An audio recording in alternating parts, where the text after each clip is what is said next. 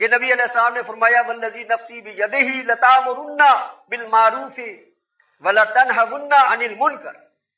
کہ وہ ہستی کہ جس کے ہاتھ میں میری جان ہے، تم ضرور بالضرور جو ہے امر بالمعروف کرو گے، یہ تمہاری لازمی ذمہ داری، اور ضرور بالضرور تم برائی سے لوگوں کو روکو۔ او لیوشکن اللہ ان یبعثک عقابا منہ، بصورت دیگر اگر یہ نہیں کرو گے تو اللہ تبارک و تعالیٰ تمہارے اوپر عذاب مسلط کرے گا، عذاب سے ہمکنار کرے گا۔ ثم تدعونہ ولا یستجاب لکم، پھر تم اس کو پکارو گے، دعائیں کرو گے اس سے، وہ تمہاری دعاؤں کو قبول نہیں کرے۔ تو میرے بھائیوں، ایمان کے راستے کے مسافروں، اپنی کھال بچانے کے لیے، اس اہم ترین ذمہ داری کے لیے اپنے آپ کو تیار ہونا اور اس سے عہدہ برا ہونا ہمارے لیے لازمی بات ہے، جینے اور مرنے کا معاملہ ہے۔ اگر ہم یہ نہیں کریں گے تو اللہ کے عذاب سے کوئی ہمیں نہیں بچا سکے گا۔ پھر اللہ کی بارگاہ میں دعائیں کریں گے، پکارے لگائیں گے، اللہ نہیں سنے گا، نہیں قبول کرے گا۔ دیکھیے بنی اسرائیل کے وہ 3 گروہ، سب کے قانون کو توڑنے والے کے ساتھ دو گروہ جو ہیں، جو خاموش رہتا ہے وہ بھی عذاب سے ہمکنار ہوتا ہے۔ اور یہاں اللہ کے رسول صلی اللہ علیہ وسلم نے یہ بات بیان کی کہ پھر اللہ تمہیں عذاب سے ہمکنار کرے گا اگر اس ذمہ داری سے تم صرف نظر کرو، تمہاری دعاؤں کو نہیں قبول کرے۔ تو اپنی کھال بچانے کے لیے، عند اللہ سرخرو ہونے کے لیے، اللہ کے عذاب سے بچاؤ کے لیے یہ لازمی بات ہے کہ جو اجتماعیت ایمان خالص کی بنیاد کے اوپر قائم ہے، جو کفر بالطاغوت کی بنیاد کے اوپر قائم ہے، وہ اجتماعیت اگر اس بات کا اہتمام نہ کرے، آج زمین جو ہے بنجر ہے، یہ انسانوں کی کھیتی خشک ہو گئی ہے، اور برائی کا سیلاب جو ہے وہ عمدہ چلا آ رہا ہے، بستیاں جو ہیں وہ پامال ہو رہی ہیں، غرق ہو رہی ہیں اس سیلاب کے اندر۔ اور اگر ہم کنارے کے اوپر حالات کا انتظار کرتے رہے کہ اب حالات سازگار ہوں گے تو ہم دعوت اللہ کا پروگرام کریں گے، میرے بھائیوں حالات کبھی سازگار نہیں۔ وہ جو کسی نے کہا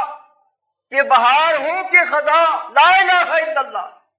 یہ دعوت اللہ، یہ اللہ کی بندگی کی طرف انسانیت کو بلانا،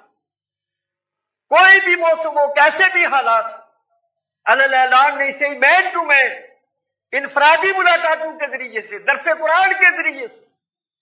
دعوتی لٹریچر تقسیم کرنے کے ذریعے سے، ایسے حالات تو ایسی دعوت کے لیے سب سے زیادہ سازگار ہوتے ہیں۔ پتہ نہیں کس خلجان میں ہم مبتلا ہو گئے کہ کیا کوئی آفت ٹوٹ پڑی۔